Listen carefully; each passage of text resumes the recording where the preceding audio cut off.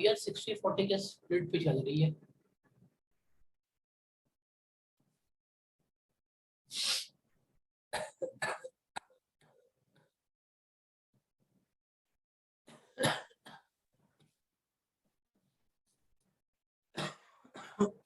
सारी output tax में by the person किसको रेफर कर रहे हैं, जो पे कर रहा है टैक्स। जो कस्टमर है जिसने टैक्स पे किया है उसके पर्सपेक्टिव से बात हो रही है। टैक्स पे करने वाला हुआ आउटपुट टैक्स है। जी जनाब।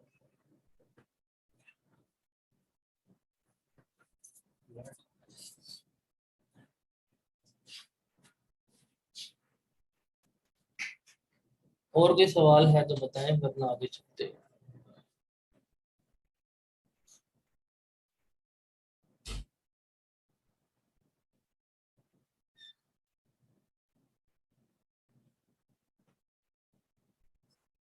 कोई सवाल नहीं है?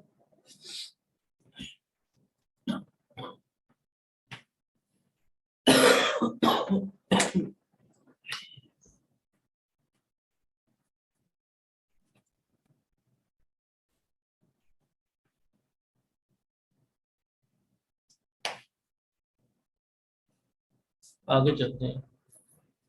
और भाई सप्लायर काम पे करते हैं, सप्लायर को पे किया जाता है आउटपुट टैक्स में।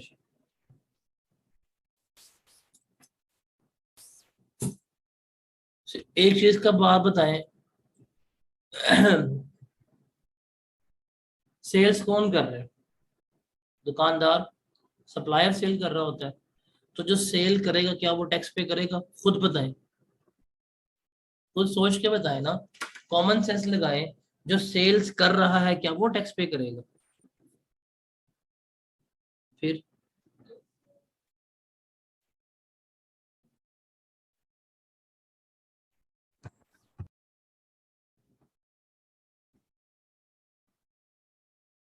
इसलिए कहा था कल वाला लेक्चर में लेना चाहिए सब, जिसमें हमने पूरी यहाँ पे डिस्कशन की थी कि आउटपुट टैक्स क्या है, इनपुट टैक्स क्या है। कल हमने पूरी बात यहाँ पे डिस्कस की हुई थी।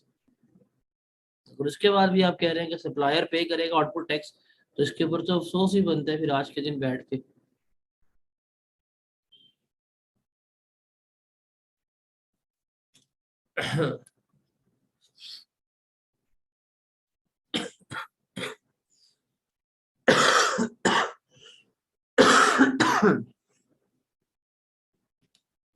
उसके बाद है इनपुट टैक्स। इनपुट टैक्स क्या है?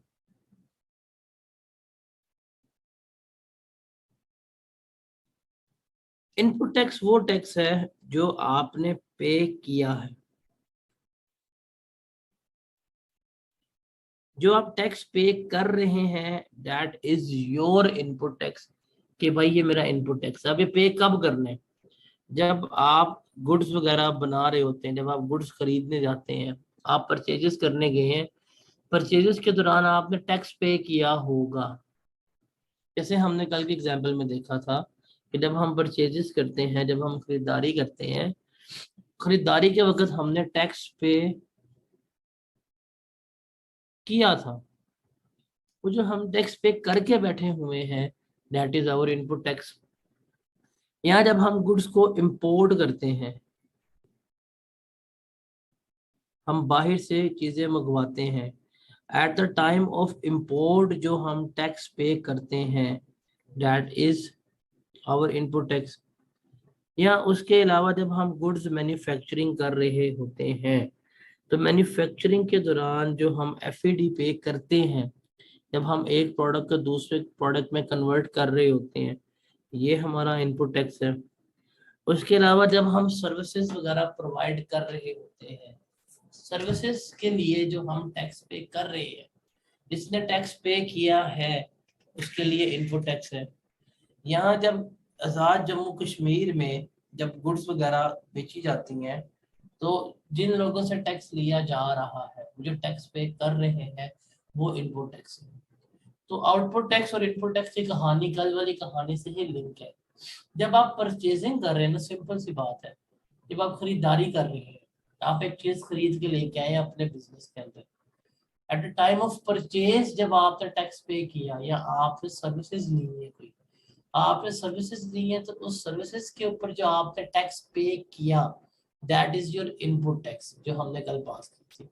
फिर जब हम सप्लाई करते हैं, जब हम सेल्स कर रहे होते हैं, उन सेल्स के ऊपर जब हम कस्टमर से टैक्स वसूल कर रहे हैं, ये हमारा क्या कहलाता है, इनपुट टैक्स के आउटपुट टैक्स कहला रहा होता है। तो ये डेफिनेशन भी आपकी क्या है, ये रीड ऑनली है, इसको याद करने की आपको जरूरत नहीं है। इस्लामाबाद का टैक्स अलग होता है। जी भाई कैसे हैं? इस्लामाबाद कैपिटल टेरिटरी जी में। भाई कैसे हैं आप? अस्सलाम वालेकुम नरोज भाई, कैसे हैं कैसे हैं आप? ठीक क्या हैं? कर रहे हैं भाई? अचार के साथ खाना खाना चल रहा है। यार, खाने खाए बिस्मिल्लाह। नमाज और पढ़ा हुआ है? मेरी ये दोनों बातें क्लियर है कि इनपुट टैक्स क्या होता है और आउटपुट टैक्स क्या होता है।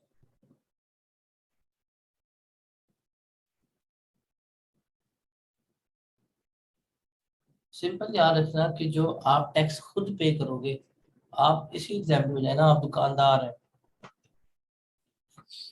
बीइंग अ दुकानदार जो आप टैक्स पे कर रहे हैं यहाँ पे, ये जो आपने पे किया that was your input tax, जो आपको वसूल हुआ वो क्या था, आपका आउटपुट टैक्स था। तो ये चीज़ आपने याद रखनी है। ओके,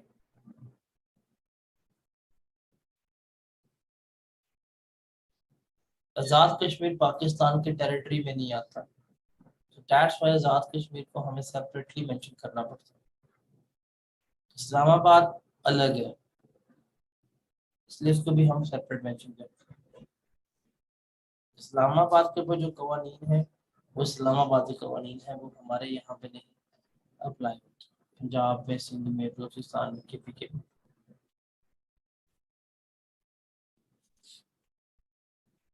अच्छा, यहाँ पे दोनों पे हमें बार बार पर्सन का वर्ड पड़ा था, registered person, registered person. Registered person क्या होता है उसको देखते हैं, और सबसे पहले पर्सन क्या होता है उसको देखते हैं।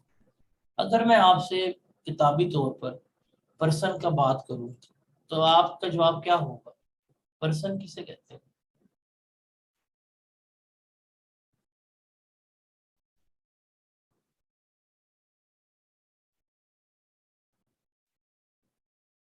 पर्सन किसे कहते हैं?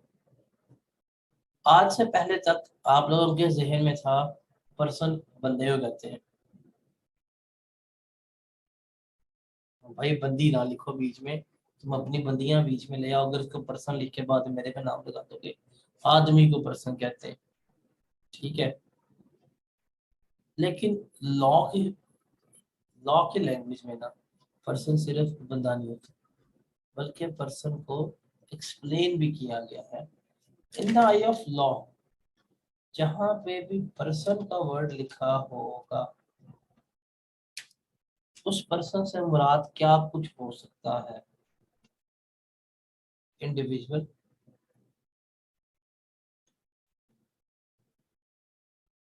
मतलब बंदा, और बंदी, उसकी बंदी नहीं, मतलब आदमी और औरत, ये हम ट्रीट करते हैं। इसके अलावा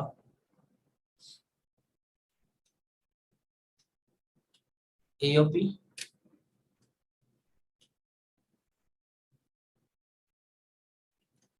इसे हम कहते हैं एसोसिएशन ऑफ पर्सन, ये भी पर्सन है। पार्टनरशिप बिजनेस के बारे में तो सुना होगा आपने कि पार्टनरशिप बिजनेस क्या होता है, फर्म्स क्या होती है, सुना होगा। अब वही पार्टनरशिप बिजनेस को हम सॉर्ट ऑफ एओपी कहते हैं। कंपनी, ये भी पर्सन है। उसके अलावा गवर्नमेंट, जिसमें आपके पास फॉरेन गवर्नमेंट आ जाती है, लोकल गवर्नमेंट आ जाती है, प्रोविंशियल गवर्नमेंट आ जाती है, फेडरल गवर्नमेंट आ जाती है, या किसी भी फॉरेन गवर्नमेंट या किसी भी पब्लिक इंटरनेशनल ऑर्गेनाइजेशन की पॉलिटिकल सब डिवीजन भी आ जाती है। तो जहां पे भी टैक्स के अंदर पर्सन का वर्ड लिखा होगा, तो पर्सन का मतलब क्या होगा, 1 2 3 4, इन चारों की बात हो रही है।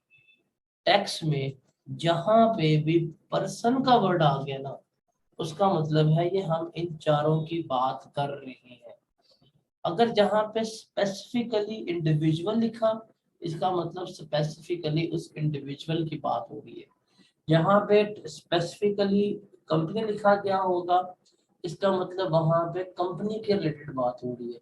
लेकिन अगर पूरे टेक्स्ट में कहीं पे पर्सन का वर्ड आ गया है, तो उस पर्सन से मुराद क्या होगा, इंडिविजुअल, कंपनी, एओपी और गवर्नमेंट। ये चीज याद रखनी है आपने कि टैक्स में पर्सन का मतलब क्या है, इंडिविजुअल, एओपी, कंपनी और government. Is that clear? Political sub division का मतलब आप उनकी पार्टीज ले सकते हैं, ऑपोजिशन ले सकते हैं, गवर्नमेंट की पार्टी ले सकते हैं, ये पॉलिटिकल सब डिवीजन। ये रीड ओनली है, इसको याद करने में क्या मसला है। इंडिविजुअल, एओपी, कंपनी, गवर्नमेंट, ये क्या 4 वर्ड याद नहीं हो सकते? मम्मा, नहीं, इम्पोर्टेड गवर्नमेंट नहीं इसमें आएगी। इम्पोर्टेड हुकूमत तुम बीच में ले आओ और तुम्हें हाजी साहब वहां पे छोड़ के आएंगे, या तुम्हें पानी नहीं मिलेगा। तो इम्पोर्टेड गवर्नमेंट के अलावा वाली गवर्नमेंट इसमें आएंगी, foreign government, provincial government, federal government, local government, ये चीज।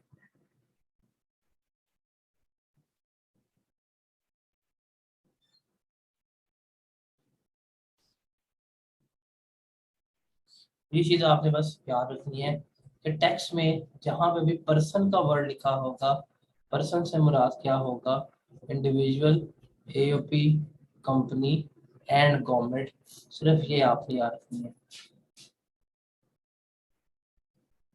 अब ये यहाँ पे एक वर्ड लिखा हुआ है रजिस्टर्ड। हम पीछे पढ़ के आए हैं registered person, registered person. Registered का मतलब क्या है, पर्सन का समझ आ गई, पर्सन किसे कह रहे हैं। अब रजिस्टर्ड पर्सन क्या होगा, रजिस्टर्ड पर्सन हम कहेंगे कोई भी ऐसा पर्सन इन चारों में से जो सेल्स टैक्स एक्ट के मुताबिक रजिस्टर्ड हो। मतलब हुकूमत के पास जाए, हुकूमत से जाके सेल्स टैक्स एक्ट के मुताबिक अपना सेल्स टैक्स रजिस्ट्रेशन करवाए, और सेल्स टैक्स रजिस्ट्रेशन सर्टिफिकेट जिसके पास हो, ऐसे बंदे को।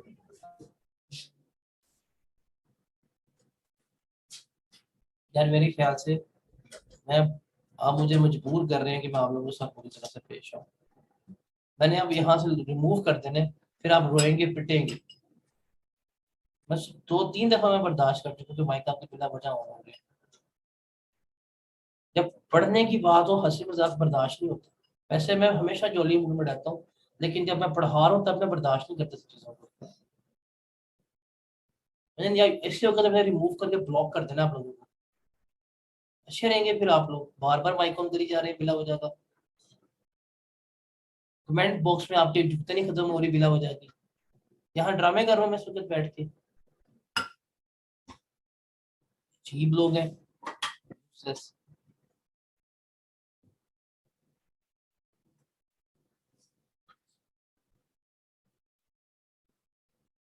क्या बात कर रहा था।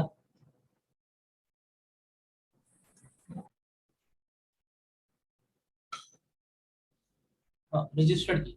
देखो, आप लोग हैं, आप हो, मैं हूँ, क्या हम में से कभी कोई उठ के गया है टैक्स वालों के पास कि जी हमें सेल्स टैक्स में रजिस्टर्ड कर दें? क्या कोई गया है उठ के टैक्स वालों के पास कि हमें रजिस्टर्ड कर दे? नहीं। लेकिन क्या कभी आपने कोई बड़ा डिपार्टमेंटल स्टोर देखा है जो इंडिविजुअल रन कर रहा होगा? वो बंदा उठ के गया होगा, उसने अपने आप को रजिस्टर्ड करवाया होगा। आपकी गली में, आपके मोहल्ले में जो दुकान है, वो रजिस्टर्ड कभी नहीं हुई। वो बंदा कभी भी सेल्स टैक्स के पास जाके रजिस्टर्ड नहीं हुआ होगा। लेकिन क्या मेट्रो का नाम सुना हुआ है आपने? अल फतह का नाम सुना हुआ है? इम्तियाज सुपर स्टोर का नाम सुना हुआ है? अब आप देखें, ये भी दुकानदार ही है, आपकी गली मोहल्ले का दुकानदार है, आप उससे शैम्पू दाल चीजें ले रहे हैं, मेट्रो वाले से भी शैम्पू दाल ले रहे हैं, अल्फता से भी ले रहे हैं, बट वो रजिस्टर्ड होंगे, गली का बंदा जो है वो रजिस्टर्ड नहीं होगा। तो यहाँ पे हम किसके लिए सारी बात कर रहे हैं? हम रजिस्टर्ड पर्सन के लिए बात कर रहे हैं। पर्सन का पता लग गया, पर्सन किसे कहते हैं, और रजिस्टर्ड पर्सन पता लग गया कि रजिस्टर्ड पर्सन किसे कहते हैं। रजिस्टर्ड पर्सन का मतलब है वो बंदा जो सेल्स टैक्स में रजिस्टर्ड हुआ है, जिसके पास रजिस्ट्रेशन सर्टिफिकेट है, ऐसे बंदे को हम क्या कहेंगे? ऐसे बंदे को हम रजिस्टर्ड पर्सन कह रहे होंगे। Is that clear?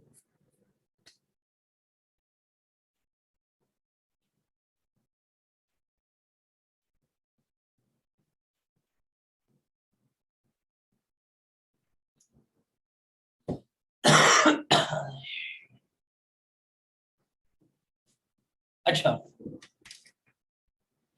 Sales tax की हम बात कर रहे हैं रजिस्टर्ड पर्सन के लिए कि भाई साहब जो भी चीजें हैं ये रजिस्टर्ड पर्सन के लिए हम डील कर रहे हैं। जितना भी आउटपुट टैक्स है, इनपुट टैक्स है, ये सारी कहानी किसके लिए चल रही है? रजिस्टर्ड पर्सन के लिए चल रही है। देखें, आपका जो डेली लाइफ में जिन लोगों से पाला पड़ता है, जिन लोगों से आप डील कर रहे होते हो, वो रजिस्टर्ड पर्सन नहीं होते। आपने कोई चीज लेनी है, आप दुकानदार के पास जाते हैं, आप पैसे देके चीज ले आते हैं, क्या वो कभी भी उसने कोई चीज आपको बेची है उसके ऊपर आपसे कोई इजाफी सेल्स टैक्स लेता है? वो कहता है कि यार 100 रुपए की चीज है, 17 रुपए ऊपर दो सेल्स टैक्स, क्या वो ऐसा काम कर रहा है? द आंसर इज नो, वो ऐसा काम नहीं कर रहा। क्यों? बिकॉज वो रजिस्टर्ड पर्सन नहीं है। आप बाजार में जाते हैं, आप कपड़ा वगैरह परचेज करते हैं, आप कपड़े वगैरह परचेज करके ले आते हैं, क्या वो जितने कपड़े आपको बेचता है वो क्या इजाफी उनके ऊपर 17% टैक्स लेता है आपसे? या आप उसको जो भी प्राइस डिसाइड होती है आप उसके ऊपर 17% टैक्स पे करके आते हो? नहीं, आप नहीं कर रहे। क्यों? बिकॉज वो भी रजिस्टर्ड पर्सन नहीं है। रजिस्टर्ड पर्सन जो नहीं है ना, जो बंदा रजिस्टर्ड नहीं है सेल्स टैक्स में, वो कभी भी आपसे आउटपुट टैक्स नहीं ले सकता। अब हमने तो यहाँ पे कहानी पढ़नी है आउटपुट टैक्स की और इनपुट टैक्स की, तो ये किसके पर्सपेक्टिव से पढ़ रहे होंगे? ये आउटपुट टैक्स की और इनपुट टैक्स की कहानी हम पढ़ रहे होंगे सिर्फ और सिर्फ रजिस्टर्ड पर्सन के पर्सपेक्टिव से।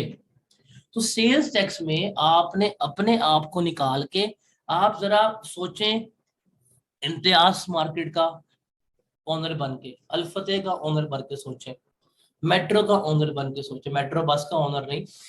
ये ना हो कि मैं मेट्रो का ओनर कह रहा हूँ और आप इंस्पायर होकर जाके अपनी जाती मेट्रो बस खरीद लें और आप शौकियां मार रहे हो, नहीं।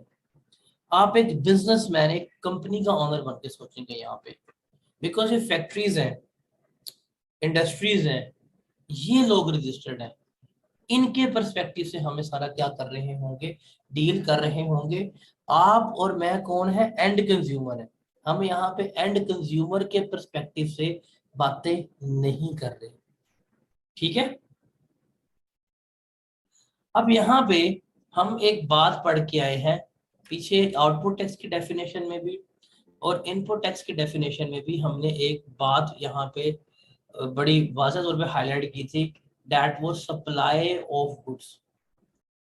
सप्लाई, यहाँ पे भी वर्ड था सप्लाई का। देखो, मैं अगर यहाँ पे एक वर्ड लिखता हूं इंपोर्ट, इंपोर्ट का मतलब सबको पता है। इंपोर्ट का मतलब सबको पता है ना, कि आपने बाहर से चीज पाकिस्तान में बुला ली, मंगवा ली, इसे इंपोर्ट कहते हैं। अगर मैं यहाँ पे वर्ड लिखता हूं मैन्युफैक्चरिंग,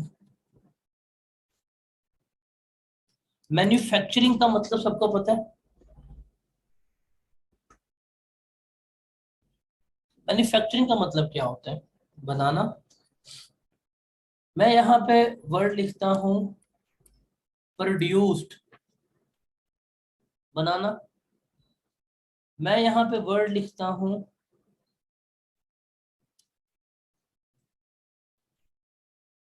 सर्विस प्रोवाइडेड।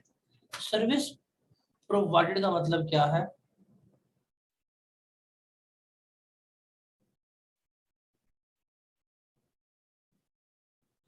कि आपने किसी को सर्विस दी है, आप वकील है, आपने सर्विस प्रोवाइड कर दी है, आप आर्किटेक्ट हैं, आपने नक्शा बना दिया है, ये सर्विस प्रोवाइड होता है।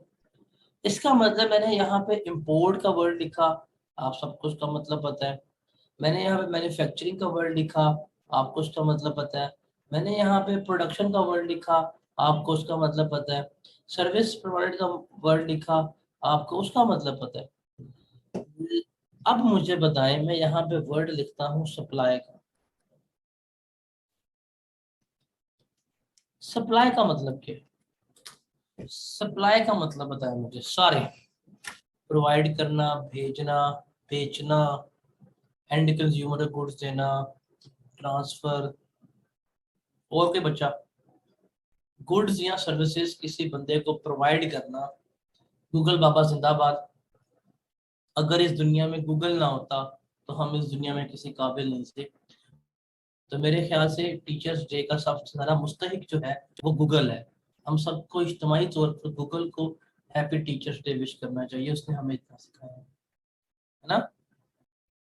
इसका मतलब इन शॉर्ट, इन शॉर्ट आप सबके कमेंट्स पढ़ने के बाद, सप्लाई का मतलब बेचना है, एग्री करते हैं? सप्लाई का मतलब सेल करना है या सप्लाई का मतलब बेचना है, यही है ना। अब सेल्स टैक्स की कहानी जो है वो शुरू ही सप्लाई से होगी। अब जब सप्लाई पढ़ते ही आए हैं, बेचना ही ठीक है, गलत नहीं है, लेकिन सेल्स टैक्स में सप्लाई सिर्फ बेचने को नहीं कहते, बल्कि उसके अलावा भी कुछ ऐसी चीजें हैं जिनको हम सप्लाई कंसिडर कर रहे होंगे, वो हमारे लिए बहुत इंपॉर्टेंट है। अब ये है सप्लाई की डेफिनेशन। इसको आपने क्रैम नहीं करना, बल्कि आपने क्या करना है, इसको याद करना है। इसका कंसेप्ट जो है उसको समझना है कि सप्लाई किसे कहते हैं। मैंने यहाँ पे वर्ड लिख दिया जी, सप्लाई ऑफ गुड्स। अब सप्लाई ऑफ गुड्स, अभी से पहले तो आप इसका मतलब पढ़ेंगे, आप सबके माइंड में सिर्फ एक ही बात आएगी कि सप्लाई ऑफ गुड्स का मतलब है चीजें बेच दी, चीजें ट्रांसफर कर दी, एक बंदे से दूसरे बंदे को चीजें हमने उठा कर थमा दी, इसे हम सप्लाई ऑफ गुड्स कहते हैं, यही मतलब है। लेकिन टैक्स में ये मतलब नहीं है, या टैक्स में सिर्फ यही मतलब नहीं है। टैक्स में सप्लाई के थोड़े से और भी चीजें हैं जो इंक्लूड होती हैं, जिनको हमने डिस्कस करना है। एक चीज याद रखिएगा कि कैफ 2 के सिलेबस में, टैक्स के सिलेबस में सर्विसेज जो है वो हमारे सिलेबस का पार्ट नहीं है। सर्विसेज जो प्रोवाइड कर रहे हैं, जैसे ये रेस्टोरेंट्स हैं, आर्किटेक्ट्स हैं, इंजीनियर्स हैं, जो सर्विसेज प्रोवाइड कर रहे हैं, इनके ऊपर जो सेल्स टैक्स चार्ज होता है वो हमारे सिलेबस का पार्ट नहीं है। अगर आपने सर्विसेज के ऊपर सेल्स टैक्स कैसे लगेगा उसको सीखना है, तो 782 साल आपको इंतजार करना पड़ेगा सी फैप पे जाने के लिए। तो 782 साल के बाद आप वो सीख सकते हैं। लेकिन एज ऑफ नाउ टैक्स कैफ 2 में आप सिर्फ और सिर्फ पढ़ेंगे गुड्स को, चीजों के ऊपर, जो चीजों की खरीदारी हम कर रहे हैं हमने सिर्फ उसको ही पढ़ना है। सर्विसेज हमारे सिलेबस का पार्ट नहीं है। तो अब के बाद सर्विसेज से रिलेटेड कोई सवाल ना पूछे कि सर मैं रेस्टोरेंट पे खाना खाने गया था तो इतना टैक्स लिया, बताएं वो कहाँ पड़ेंगे। सर्विसेज हमारे सिलेबस का पार्ट नहीं है, हमने सिर्फ गुड्स के साथ ही डील करना है। Is that clear?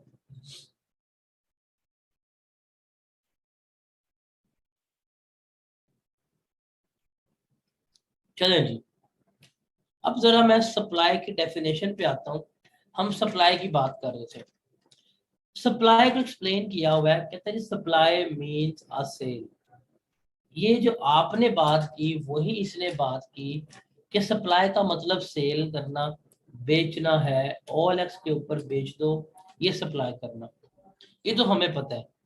लेकिन टैक्स वालों ने कहा सिर्फ भाई बेचना सप्लाई नहीं है, बेचने तक उन्होंने अपनी बात महदूद नहीं रखी, बल्कि वो कहते हैं इसके अलावा अगर तुम ये काम भी करोगे तो हम इसको सप्लाई ही कंसीडर कर रहे होंगे। अब वो कौन से देखें, सेल करना सप्लाई है, आप भी एग्रीड मैं भी एग्रीड, लेकिन इसके अलावा भी कुछ चीजें जो है वो सप्लाई कंसीडर होगी। कैसे देखें कि अगर आप किसी दूसरे बंदे को गुड्स को डिस्पोज करने का, बेचने का राइट ट्रांसफर कर दें, ये भी सप्लाई कंसीडर होगी।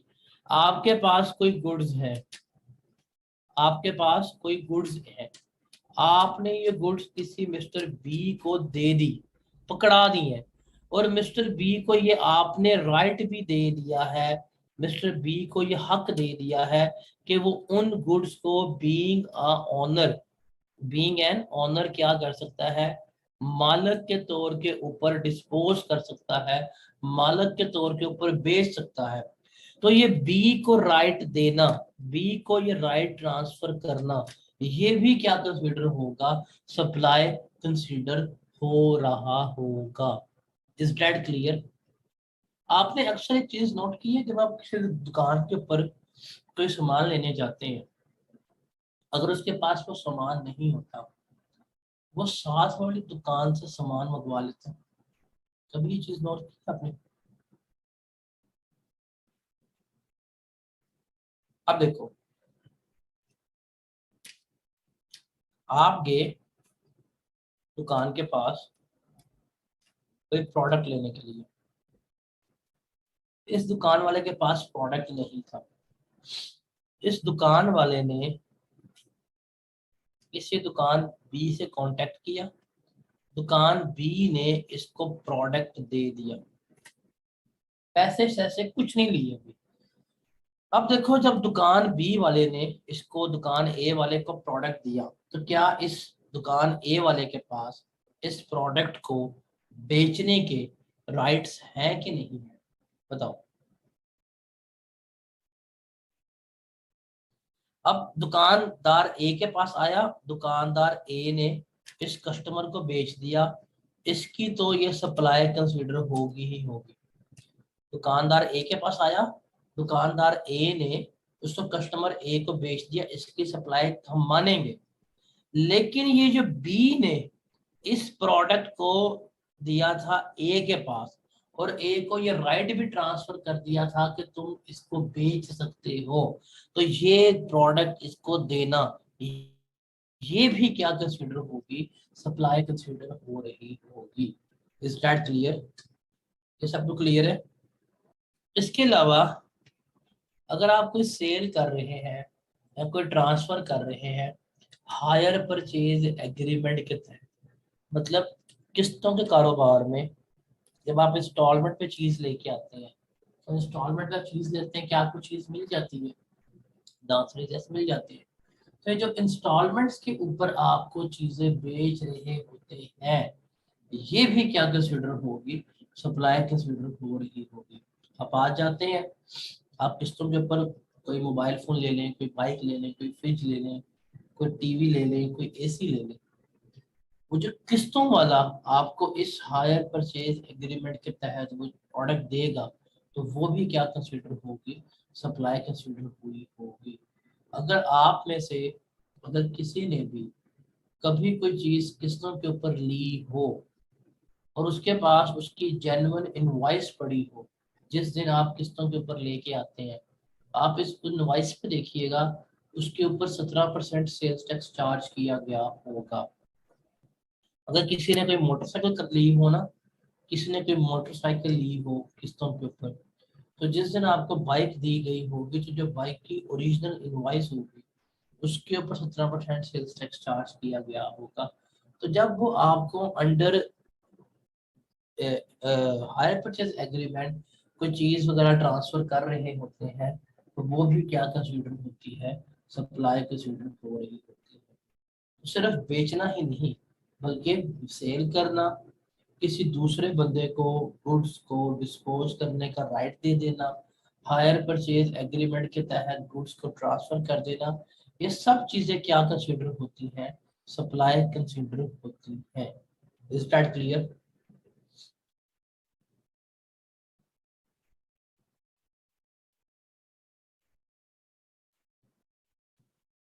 अच्छा, कहानी यहाँ तक नहीं है, कहानी इससे आगे भी शुरू होती है। सिर्फ इतनी आसान थोड़ी सप्लाई की बात कर दें। वो कहते हैं रुको, हम तुम्हें ऐसे थोड़ी बख्शेंगे। वो कहते हैं कि अगर कोई प्रोडक्ट आप अपने पर्सनल यूज के लिए इस्तेमाल कर लें, वो भी सप्लाई है। मतलब आपकी फैक्ट्री है, आपकी फैक्ट्री में गुड्स वगैरह बन रही हैं, और आप फैक्ट्री के स्टॉक से ही वो गुड्स उठा के अपने पर्सनल यूज में ले जाएं, मतलब आप ड्राइंग्स वगैरह कर लें, टैक्स वाले कहते हैं ये भी तुम्हारी सप्लाई है, ये सप्लाई मानेंगे। अगर आप अपने ही बिजनेस में से कोई चीज उठा के उसको बिजनेस में लगा दें, मतलब आपकी दो फैक्ट्री है, एक फैक्ट्री में आपके पास टायर्स बन रहे हैं, आपकी फैक्ट्री है, दूसरी फैक्ट्री में आप गाड़ी बना रहे हैं, आप टायरों वाली फैक्ट्री से टायर उठा के गाड़ी वाली फैक्ट्री में अगर उसको ले जाते हैं, ये भी आपकी सप्लाई कंसिडर होगी। या आप अपने बिजनेस में कोई चीज लगा के उसको किसी दूसरे नॉन बिजनेस यूज के लिए इस्तेमाल कर रहे हैं, वो भी क्या होगी, आपकी सप्लाई कंसिडर हो रही होगी। तो जो गुड्स आप बना रहे हैं, जो प्रोड्यूस कर रहे हैं, जिनमें डील कर रहे हैं, अगर आप उनको प्राइवेट पर्पस के लिए इस्तेमाल करते हैं तब भी वो सप्लाई है। अगर आप उसको बिजनेस पर्पस के लिए, नॉन बिजनेस पर्पस के लिए इस्तेमाल करते हैं, तब भी वो सप्लाई कंसिडर होगी। कौन सी गुड्स? वो गुड्स जो आप अपने नॉर्मल कोर्स ऑफ बिजनेस में प्रोड्यूस कर रहे हैं, मतलब जो नॉर्मली आप गुड्स बना रहे हैं, अगर आप उनको ही इस्तेमाल कर रहे हैं, वो आपके क्या कंसिडर होंगी, सप्लाई कंसिडर होंगी। जैसे फॉर एग्जांपल, आपकी टायरों वाली फैक्ट्री है, गाड़ी वाली फैक्ट्री भी है, और आपकी डिलीवरी वैन है, आपने डिलीवरी वैन के टायर उठा के तब्दील कर दिए, अपनी फैक्ट्री से तब्दील कर दिए हैं, तो ये तब्दील करना भी किसके लिए है, ये आपकी सप्लाई कंसिडर हो रही होगी। तो जो टैक्सेबल एक्टिविटीज कर रहे हैं, जो नॉर्मल कोर्स ऑफ बिजनेस में आप चीजें प्रोड्यूस कर रहे हैं, अगर आप उनको ये सारा इस्तेमाल करेंगे, ये भी आपकी सप्लाई कंसिडर होगी। अब ये पॉइंट आपको पेपर में न्यूमेरिकली आ सकता है। वो पेपर में, जैसे अभी तक मैं आपको बताऊं, न्यूमेरिकल्स में ड्राइंग्स नहीं आई अभी तक।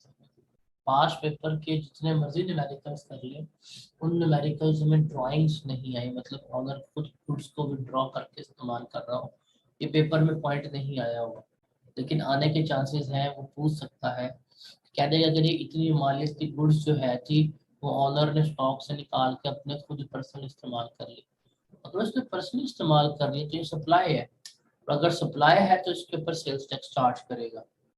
वो ये भी कह सकता है कि आपकी फैक्ट्री ए थी, फैक्ट्री ए में से आपने इतनी मालियत के गुड्स निकाल के फैक्ट्री बी में ले गए और उसमें आपने इस्तेमाल कर ली। अब ये फैक्ट्री ए से गुड्स निकाल के फैक्ट्री बी में ले गए हैं, ये भी आपकी सप्लाई कंसिडर होगी, आप इसको लेके चलेंगे। वो ये भी कह सकता है कि आपने इतनी मालियत की गुड्स निकाल के अपने गार्ड्स वगैरह को डिस्ट्रीब्यूट कर दी हैं, इस तरह की काम कर दी हैं, तो ये भी आपकी सप्लाई ही कंसिडर हो रही होगी। लेकिन इसके लिए शर्त क्या है? शर्त ये है कि ये वो गुड्स हों जिनको आप डील कर रहे हैं, जिनमें आप कारोबार कर रहे हैं, या उनकी बात हो रही है। फॉर एग्जाम्पल, अगर मेरी पेपर मिल है, मैं पेपर बना रहा हूँ, पेपर का कारोबार कर रहा हूँ, तो मैं खुद पेपर इस्तेमाल करूंगा, ये सप्लाई कंसिडर होगी। लेकिन मेरी पेपर मिल है और मैं पेपर मिल में, जो मैंने अपने ऑफिस में एसी लगाया हुआ है, मैं वो एसी उठा के अपने घर ले जाऊंगा, ये सप्लाई कंसिडर नहीं होगी। तो याद रखिएगा, ये किसके लिए है? ये सिर्फ और सिर्फ उन गुड्स के लिए, उन चीजों के लिए है जो हम अपने बिजनेस में बना रहे हैं, जो हम अपने बिजनेस में डील कर रहे हैं, ये सिर्फ और सिर्फ उनके लिए हम बात कर रहे हैं। Is that clear? इसमें कोई सवाल है तो बताइए। ये वाला पॉइंट पेपर में टेस्टेड नहीं है अभी तक, ये वाला पॉइंट एग्जामिनर ने पेपर में नहीं पूछा। और पेपर में पूछने का ये कतई मतलब नहीं है कि वो आपसे एज इट इज पूछेगा, वो आपसे न्यूमेरिकल में पूछ सकता है, वो आपको सिनेरियो में गिवन कर सकता है। आपने खुद ही इस पॉइंट को याद रखना है, अगर ये वाला काम होगा तो सप्लाई कंसीडर होगी। जैसे फॉर एग्जांपल पेल फैक्ट्री है, सुनो थोड़ा ध्यान से सुनिएगा। पेल फैक्ट्री है, पेल फैक्ट्री में फ्रिज बनती है। उन्होंने एक फ्रिज, अब पेल फैक्ट्री में क्या बन रहा है, वो क्या प्रोडक्ट बना रहे हैं, फ्रिज बना रहे हैं। उन्होंने एक फ्रिज पकड़ के अपने एम्प्लॉय को, अपने मुलाजिम को दे दी फ्री में। क्या ये सप्लाई है कि नहीं है?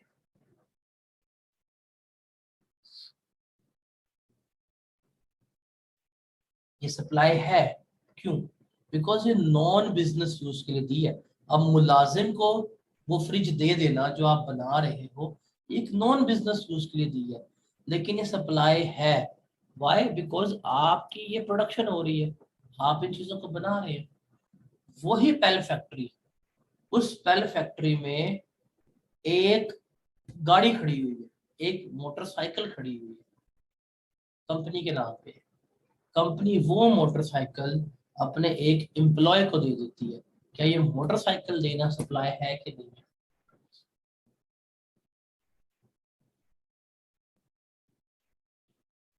ये सप्लाई क्यों नहीं है? इसका कोई जवाब देगा? सिंपल, क्योंकि मोटरसाइकिल जो है वो उसका बिजनेस नहीं।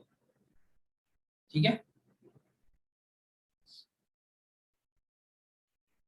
तो ये अब आपको पेपर में इस तरह से पॉइंट आएंगे, पेपर में न्यूमेरिकल में आपको इस तरह से एडजस्टमेंट आएगी। तो ये आपने खुद इसको फिर यहाँ पे लेकर चलना है। ये क्लियर है सबको? इसमें कोई सवाल है तो बताओ।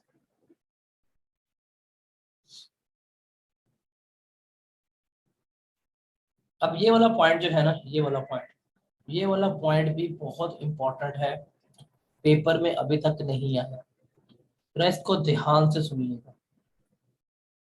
मुझे एक चीज बताएं, आपने अगर जाके बैंक से लोन लेना हो, अगर आपने जाके, बिजनेस लॉ पढ़ा हुआ है ना आप लोगों ने, या बिजनेस लॉ पढ़ रहे हैं?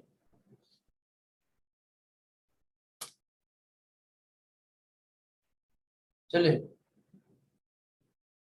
बिजनेस लॉ पढ़ा होगा आप लोगों ने। आप बैंक से जाके लोन लेते हैं, क्या बैंक आपको इतनी आराम से लोन दे देते हैं?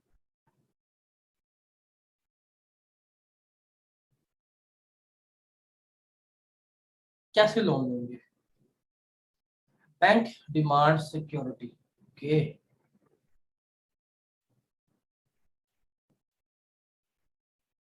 और सिक्योरिटी में आप क्या करते हैं, आपके पास जो स्टॉक वगैरह होता है, जो गुड्स वगैरह होती हैं, जो इन्वेंट्री वगैरह होती हैं, आपको प्लेज करवा देते हैं, आपको गिरवी रखवा देते हैं और उनसे लोन ले लेते हैं। ऐसे ही होता है, ऐसे ही होता है ना?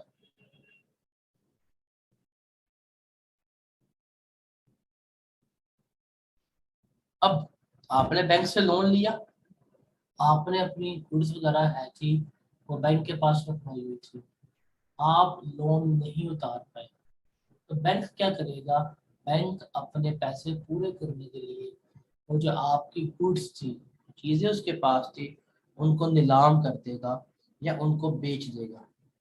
ये गुड्स जो बैंक नीलाम कर रहा है या जो बेच रहा है अपना कर्जा पूरा करने के लिए, ये भी क्या कंसिडर होगी? सप्लाई कंसिडर होगी। ऑप्शन कहते हैं नीलामी को।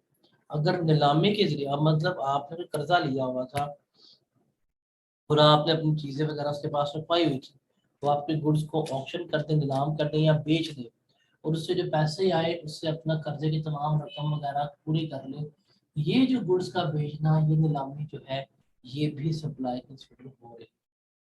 तो सिर्फ बेचना सप्लाई नहीं है, सप्लाई के जहान और भी है। ये पॉइंट क्लियर है? ये जिस बंदे की गुड्स बिकी हैं, जिस बंदे की चीजें बिकी हैं, ये उसकी सप्लाई कंसिडर होगी, बैंक की नहीं। बैंक ने तो अपना लोन पूरा कर लिया, उसके बिहाफ पे उसकी चीजें नीलाम करके अपने पैसे पूरे करवाए, तो जिसकी चीजें बिकी हैं ये उसकी सप्लाई कंसिडर होगी। हाँ जी, जिस बंदे की सप्लाई कंसिडर होगी वही उसके ऊपर टैक्स पे करेगा।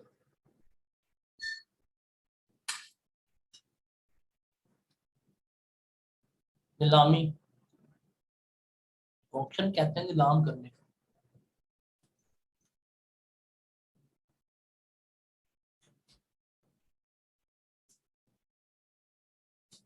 जी जनाब, जो से मर्जी गुड्स हो, जो से मर्जी चीजें, मेनली ये स्टॉक होता है। जिस चीजों में आप डील कर रहे हैं, जो आपने इन्वेंटरी बनाई हुई है, ये वो स्टॉक होता है। आप अपना स्टॉक प्लेज करवा के बैंक के पास गिरवी रखवा के लोन लेके आते हैं। आप लोन नहीं उतार पाते, बैंक आपका स्टॉक उठाकर बेच देता है।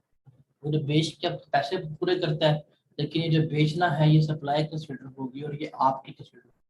जी जनाब, ये पॉइंट क्लियर है।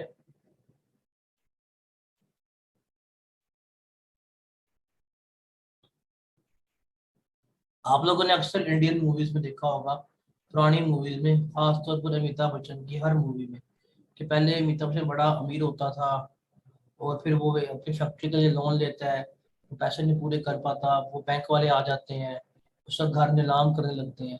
देखा होगा ना, वो सारा सीन होता है, सारे का सारा वही सीन होता है।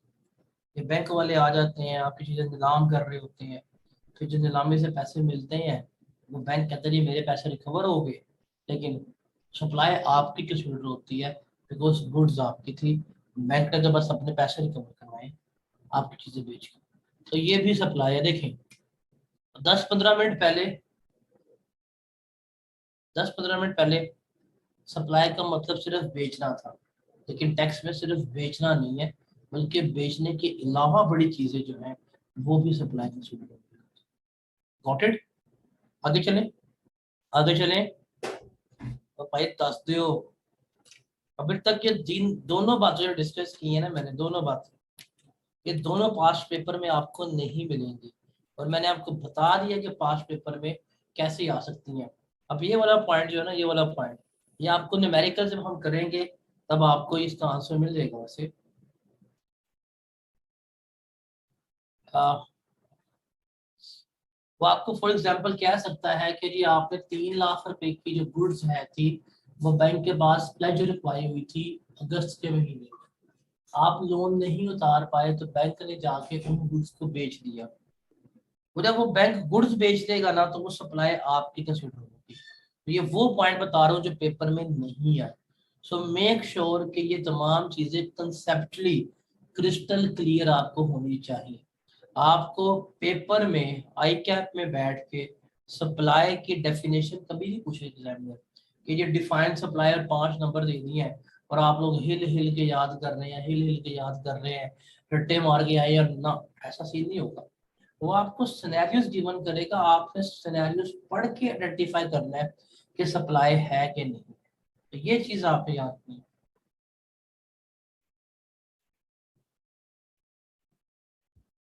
अब अगला पॉइंट पढ़ते हैं। ये वाला पॉइंट भी पेपर में अभी तक टेस्ट नहीं हुआ, इस पॉइंट को जरा समझिएगा।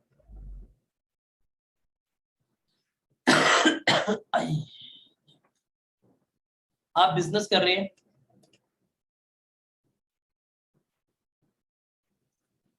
फॉर एग्जाम्पल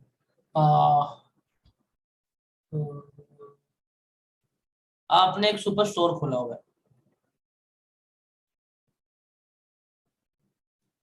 और आप जाके रजिस्टर्ड भी हैं, आप सेल्स टैक्स में रजिस्टर्ड भी हैं, आपने रजिस्ट्रेशन सर्टिफिकेट लिया हुआ है, आप काम कर रहे थे, काम करते रहे, लेकिन अब आपने फैसला किया अब आप अपना सुपर स्टोर बंद करने लगे हैं। आपने कहा जी मेरा सुपर स्टोर बंद है, मैं आज के बाद ये नहीं करूंगा, मैं ये काम नहीं कर रहा। मेरे मामू की फूफी के बड़े लड़के की बेटी का हस्बैंड ने दुबई में मेरी जॉब लगवा दी है, तो मैं अब ये कारोबार बंद करके दुबई जाना चाहता हूँ। अब आप खुद बताएं, जब आप ये बिजनेस कंटिन्यू करने के हक में नहीं, तो क्या आपको रजिस्टर्ड रहने का फायदा है? ये जो आपने रजिस्ट्रेशन सर्टिफिकेट लिया हुआ है, क्या इससे कोई फायदा होगा? नहीं। जब आपको इसका फायदा नहीं है तो आप फिर बता देंगे टैक्स वालों को कि सर जी मैं कारोबार बंद करने लगा हूँ, मैंने ये कारोबार मजीद नहीं करना। आगे जाके हम टैक्स में सारा पढ़ेंगे प्रोसीजर कि आप रजिस्टर्ड कैसे होते हैं, डॉक्यूमेंट कैसे कौन कौन से लगाने होते हैं, अनरजिस्टर्ड कैसे होना है, सर्कमस्टांसेस क्या है, एप्लीकेशन कैसे देनी है, सारा पढ़ेंगे। अभी सिर्फ सुने इसको, आगे जाके इसकी डिटेल्स मजीद आएंगी, प्रॉपर प्रोसीजर पढ़ेंगे, अभी सुनना है आपने।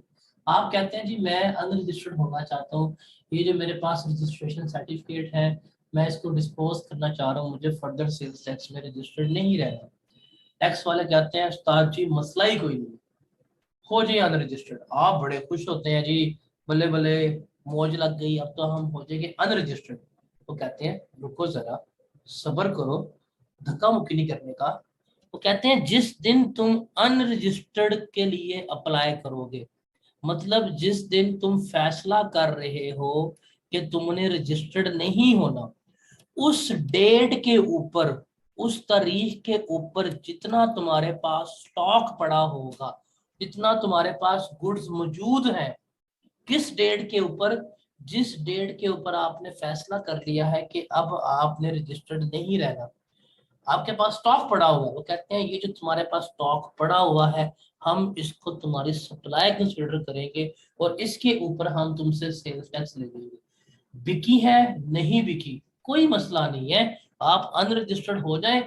जिस दिन आप अनरजिस्टर्ड होने जाएंगे उस डेट के ऊपर जितना आपके गोदाम में स्टॉक पड़ा होगा वो स्टॉक गिन के उनकी वैल्यू निकाल के उनके ऊपर जो सेल्स टैक्स होगा वो हुकूमत आपसे ले लेगी और आप फिर वहां पे गाने गाते हुए निकलेंगे, दिल के अरमान आंसुओं में बह गए।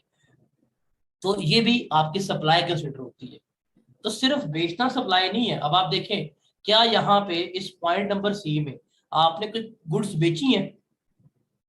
पॉइंट नंबर सी में क्या कोई गुड्स बिकी है? आपके स्टॉक में से कोई चीज बाहर गई है? कोई कस्टमर आपके पास अप्रोच हुआ है?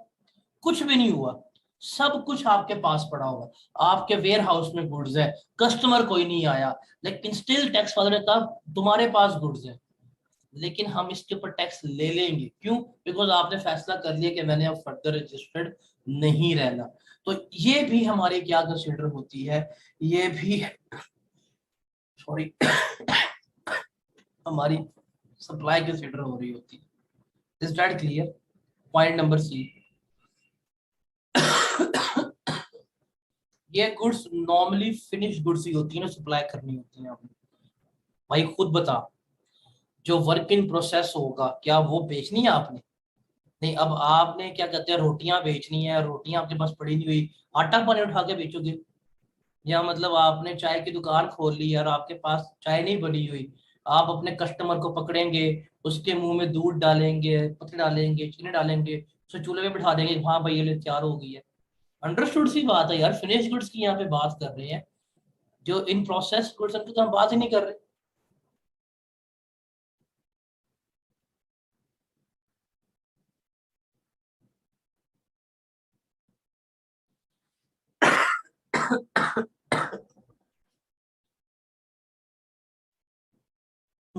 सर एक बार दोबारा बता दें, रिकनेक्ट हो गया था पॉइंट सी।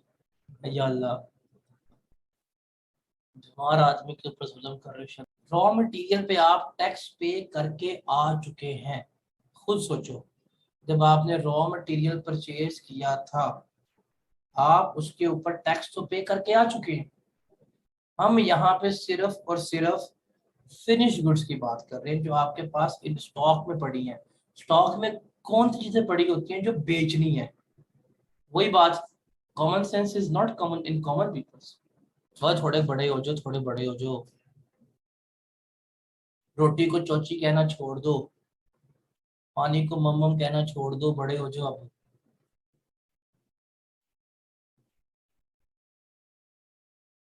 हम यहाँ पे फिनिश गुड्स की बात कर रहे हैं और खास तौर पर थाना कहना, खाने को थाना कहना लाजमी छोड़ दो, सेहत के लिए हानिकारक होगा वरना।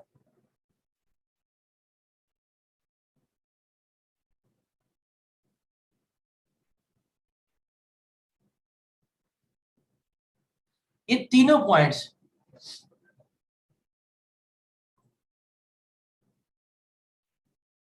Point number A, point number B and point number C paper में नहीं आपको मिलेंगे।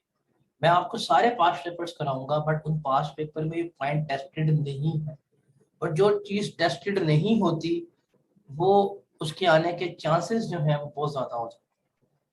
तो ये 3 पॉइंट्स क्लियर है, हर बच्चे को क्लियर है।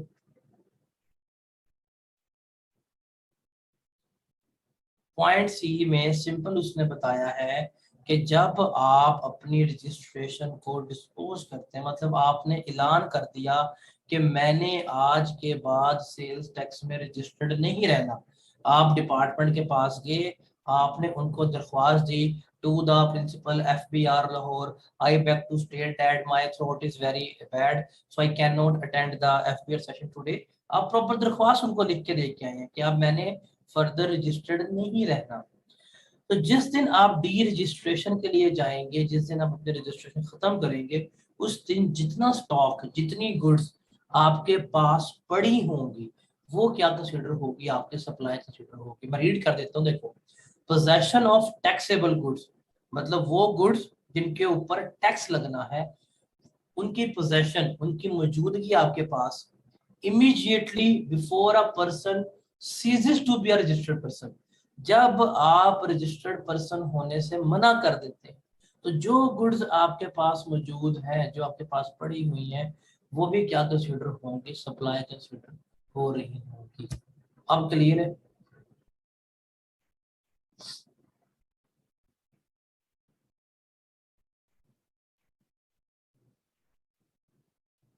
पॉइंट ए का लास्ट सेंटेंस की लास्ट लाइन का मतलब है कि वो गुड्स जिनके ऊपर टैक्स नहीं लगता, आपके पास ऐसी गुड्स भी हैं जिनके ऊपर टैक्स लगता है, ऐसी गुड्स हैं जिनके ऊपर टैक्स नहीं लगता। फॉर एग्जांपल, मकई कभी खाइए, कॉर्न, आप बाहर से लेके, पठानों से लेके कॉर्न खाएं, इसके ऊपर टैक्स नहीं लगता। लेकिन आप वही कैंड जो हो, कैंड में आप कॉर्न लेंगे, उसके ऊपर टैक्स होता है। आप सर्दियाँ आएंगी, अभी आप साग वगैरह खाएंगे, उसके ऊपर टैक्स नहीं है। आप रेडियो से साग सब्जी परचेज कर रहे हैं, कोई टैक्स नहीं है। आप रेडियो से पाइनएप्पल परचेज कर रहे हैं, कोई टैक्स नहीं है। लेकिन आप वही पाइनएप्पल जाके कैंड प्रोडक्ट में लेंगे, उसके ऊपर टैक्स पे कर रहे होंगे। तो सिमिलरली कुछ ऐसे प्रोडक्ट्स होती हैं जो टैक्सेबल है, कुछ ऐसे प्रोडक्ट्स हैं जो टैक्सेबल नहीं है। अब जो प्रोडक्ट्स टैक्सेबल है, फॉर एग्जांपल आपकी मिचल्स की फैक्ट्री है, और मिचल्स की फैक्ट्री में आप कैंड साग बना के बेच रहे हैं, वही कैंड साग ओनर उठा के अपनी गाड़ी में रखता है, घर ले जाता है, ये सप्लाई कंसीडर होगी because that is putting into private purpose. लेकिन अगर उस ओनर के पास कैंड साग भी पड़ा हुआ है और वैसे कटा हुआ फ्रेश भी पड़ा हुआ है, जो फ्रेश साग पड़ा हुआ है उसकी फैक्ट्री में मिचल की, उसके ऊपर टैक्स ही नहीं है, अगर वो उठा के ले जाएगा, तो जब उस प्रोडक्ट के ऊपर टैक्स है ही नहीं, वो प्रोडक्ट ही टैक्सेबल नहीं है, वो प्रोडक्ट एक्टिविटी ही टैक्सेबल नहीं है, तो उसको फिर हम सप्लाई कंसिडर नहीं हो रही होती। तो यहाँ पे सप्लाई हम उन प्रोडक्ट्स को ही कंसिडर कर रहे होते हैं जो टैक्सेबल होती है, जिनके ऊपर टैक्स चार्ज होता है। ठीक है जी जनाब, ये पॉइंट क्लियर सबको? यहाँ तक कोई सवाल है तो बताएं। चले हम इसको यहाँ रखते हैं, कल पॉइंट नंबर डी से हम शुरू करेंगे। पॉइंट नंबर डी ये होगा टॉल मैन्युफैक्चरिंग का। टॉल मैन्युफैक्चरिंग क्या होती है? जैसे घर में आपको आपकी अम्मा भेज देती हैं, सफेद दुपट्टा लेके आती हैं, कहते हैं इसको रंगवा के लेके आओ, टाई करवा के लेके आओ।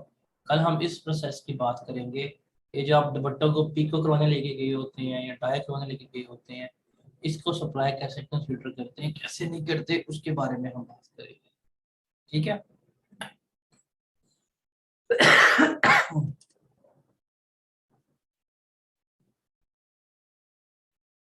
ठीक है जी, कल मिलते हैं। उम्मीद करता हूँ कि आप लोगों को बिल्कुल भी समझ नहीं आया होगा आज का लेक्चर। अभी तो सेल्स टैक्स शुरू हुआ है। Sir can there arise a situation where, हाँ ऐसा है, आगे जाके हम पढ़ेंगे। इसी एग्जाम्पल के एंड पे जाके हम देखेंगे कि आपका रॉ मटेरियल जो है वो एग्जेम्प्ट है, लेकिन फिनिश गुड्स जो है वो टैक्सेबल है, पढ़ेंगे। गंदम, चले आटे की बात कर लें, आटे की। गंदम खरीदोगे एग्जाम्प्ट है, टैक्स नहीं, आटा बेचोगे टैक्सेबल है। चावल की मुंजी खरीदते हो एग्जाम्प्ट है, चावल बना के प्रोसेस करके बेचते हो टैक्सेबल। तो भाई अभी तो सेल्स टैक्स शुरू हुआ है, क्या आप ये समझते हैं कि पहले या दूसरे दिन ही आपको सेल्स टैक्स सारा आ जाएगा? रुको जरा, सब्र करो, धक्का मुक्की नहीं करने का, सुकून से। ठीक है जी, कल यहाँ से हम ऑनवर्ड चलते हैं। कल हम इंशाल्लाह थोड़ा ज्यादा खींचेंगे इसको। कल इंशाल्लाह सप्लाई चेन तक जाएंगे हम, मजा आएगा आपको सप्लाई चेन करने का। ठीक है जी, मिलते हैं इंशाल्लाह कल। अल्लाह हाफिज। अभी तो आपको दिखाता हूँ दिन में तारे। आप लोगों को भी एलएमएस की एक्सेस नहीं मिली ना, जरा लेके दिखाना एलएमएस की एक्सेस, बताऊंगा आपको जरा, वरना आप लोगों ने बंदा नहीं बनना।